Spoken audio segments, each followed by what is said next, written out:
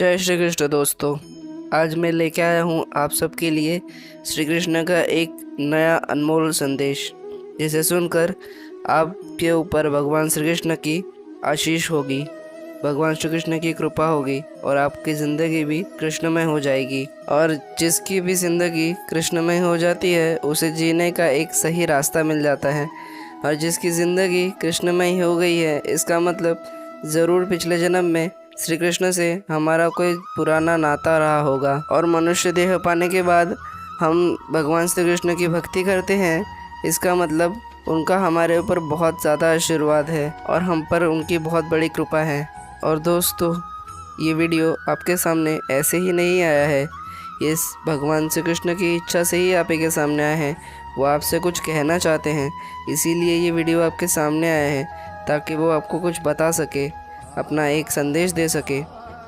और दोस्तों, कहते हैं भगवान श्री कृष्ण की इच्छा से कुछ भी नहीं होता। ऐसा उन्होंने भगवत गीता में भी कहा है कि बिना उनकी मर्ज़ी से इस ब्रह्मांड में कुछ भी नहीं हो सकता। वो चाहे तो सब कुछ कर सकते हैं। इसका ही मतलब ये वीडियो आपके सामने उन्हीं की मर्ज़ी से आया है, तो इस वीडियो को पूरा ज़रूर से देखिएगा। दोस्तों, भगवान श्री कृष्ण का ये संदेश आप सुन पा रहे हैं, इसका मतलब उनकी आप पर कुछ ज़्यादा ही कृपा है। और दोस्तों, इस संदेश में भगवान श्री कृष्ण ने जैसे बताया है, हम अगर वैसे ही ज़िंदगी जिएंगे तो भगवान श्री कृष्ण का हम पर अधिकार हो जाएगा। और जिनका भगवान श्री कृष्ण पर अधिकार होता है वो बहुत खुश नसीब होते हैं। दोस्तों, ये वीडियो शुरू करने से पहले बस मैं आपको इतना कहना चाहूँगा, हमारा कर्म अच्छा, दिल सच्चा, तो बाकी सब श्री कृष्ण संभाल लेंगे। दोस्तों, भगवान श्री कृष्ण का संदेश जानने के लिए आपको ज़्यादा कुछ नहीं करना, बस आपके सामने 2 और 1 अंक दिखाई दे रहे होंगे। आपको उन दोनों अंकों में से किसी एक अंक को स्पर्श करना है, तो भगवान श्री कृष्ण उस अंक में आपके लिए जो भी संदेश देना चाहेंगे वो आपको मिल जाएगा। तो मैं ऐसा मानकर चलता हूँ कि आपने 1 नंबर के अंक को चुना है। तो आइए देखते हैं भगवान श्री कृष्ण उनसे क्या कहना चाहते हैं जिन्होंने नंबर 1 को चुना है। श्री कृष्ण कहते हैं, अरे दूसरों की मदद करते हुए अगर तेरे दिल में खुशी होती है, तुझे खुशी मिलती है, तो यही मेरी सेवा है। बाकी सब तो दिखावा है, बाकी सब कुछ तो व्यर्थ है।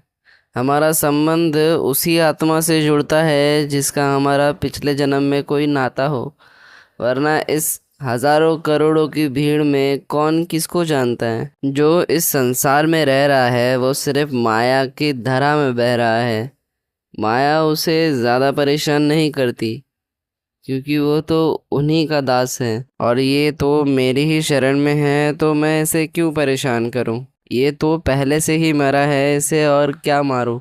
लेकिन जो इंसान परमात्मा के पीछे पड़ता है उसे माया अधिक परेशान करती है, उसे विचित्र विचित्र घटनाओं में, विचित्र परिस्थितियों में डालती है और मुसीबतें भी डालती हैं, क्योंकि परमात्मा तक पहुंचने का रास्ता कभी आसान हो ही नहीं सकता। और वैसे भी मुझ तक पहुंचने का एक रास्ता और भी है। तू चाहता है कि माया तुझे परेशान न करे, तो बस मुझ में ही तल्लीन हो जा, मेरी ही भक्ति कर। मेरा जब तू नाम लेगा, सच्चे दिल से मेरी भक्ति करेगा, तो माया भी तुझे परेशान नहीं कर पाएगी, क्योंकि जिसके साथ मैं खड़ा होता हूँ उसे माया छू तक नहीं पाती। तू क्यों जब देखो दूसरों को बदलने की कोशिश करता है, दूसरों की शिकायतें करता है।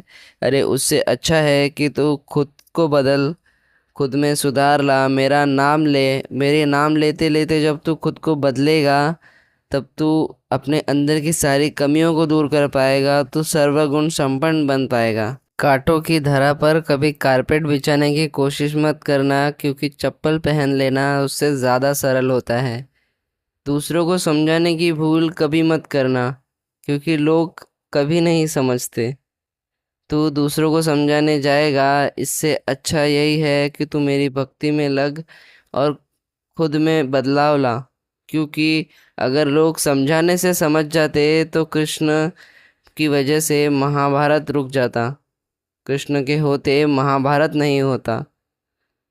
तो ऐसा तुझे कोई समझ में नहीं आएगा, तुझे कोई समझने भी नहीं आएगा, तो किसी को कुछ समझा भी नहीं पाएगा। इससे अच्छा तो यही है कि तू खुद मेरी भक्ति में लग और खुद में सुधार ला। और इसीलिए दूसरों को समझाने से अच्छा तू खुद में वो समझ ला और खुद में मेहनत कर और आगे आगे बढ़ता जा। और जो तुझे पसंद है उसे स्वीकार कर और जो तुझे पसंद नहीं उससे तू दूर चला जा और अपनी ज़िंदगी खुशी से जी। जब तू अपनी ज़िंदगी खुशी से जिएगा, आनंद में जिएगा और तू मेरा नाम लेगा तो तेरा काम बनता ही चला जाएगा और तू लगन के साथ अपना काम करेगा तो तेरी भी ज़िंदगी सुनहरी होने में ज़्यादा देर नहीं लगेगी। क्योंकि जो भक्त अपना काम ईमानदारी से करता है और लगन से करता है उसके साथ मैं हमेशा होता हूँ। उसके सुख और उसके दुख में हमेशा उसके साथ रहता हूँ। और मैं अपने ऐसे ही भक्तों को कहता हूँ कि तू डरना नहीं, घबराना नहीं, ये कान्हा तेरे हमेशा साथ रहेगा, अवश्य हमेशा तेरे साथ रहेगा। दोस्तों आइए देखते हैं भगवान श्री कृष्ण जिन्होंने 2 नंबर चुना है उनके लिए क्या कहना चाहते हैं। भगवान श्री कृष्ण कहते हैं कि दूसरों की बुराई ढूंढने वाले इंसान उस मक्खी की तरह होते हैं जो सारे खूबसूरत जिस्म को छोड़कर बस उस घाव पर ही जाकर बैठते हैं। अगर तुझे कोई अच्छा लगे तो उसे ग्रहण कर, अगर तुझे कोई बुरा लगे तो उसका त्याग कर दे। फिर चाहे वो कोई चीज़ हो, कोई वस्तु हो या कोई विचार हो या चाहे कोई मनुष्य ही क्यों ना हो, अगर वो तुझे भाता नहीं तो उससे दूर चला जा। क्योंकि कर्म बिना बताए और बिना पूछे दस्तक दे जाता है, क्योंकि वो पता और चेहरा दोनों याद रखता है। सम्मान पाकर कभी अहंकार मत करना और क्रोध में आकर कभी किसी का असम्मान मत करना, किसी का अपमान मत करना। यही मनुष्य का बड़प्पन होता है, यही मनुष्य का सर्वश्रेष्ठ होने की पहचान होती है। आप इसी तरह महादेव की एक बात पर ध्यान ज़रूर दे सकते हैं, जैसे कि महादेव वैरागी हैं और उनको ना अपमान का भय है ना सम्मान की लालसा, बस वो कर्म करते हैं। वैसे ही आप भी बन सकते हैं। आपको ना ही अपमान का भय होना चाहिए, ना ही सम्मान की लालसा होनी चाहिए, ना ही घमंड और ना ही क्रोध। ये सारे तो बस अलोभन हैं, इनके कभी भी रास्ते में नहीं पड़ना चाहिए। इन्हें कभी भी एक तरीके से घास ही नहीं डालनी चाहिए। हमें हमेशा शांत और सुलझा हुआ रहना चाहिए। कभी भी मेरा ध्यान करो, जब तुम मेरा ध्यान करोगे, मेरा नामस्मरण करोगे तो तुम्हारा मन अपने आप शांत होता जाएगा और तुम्हारे कर्म भी अच्छे हो जाएंगे।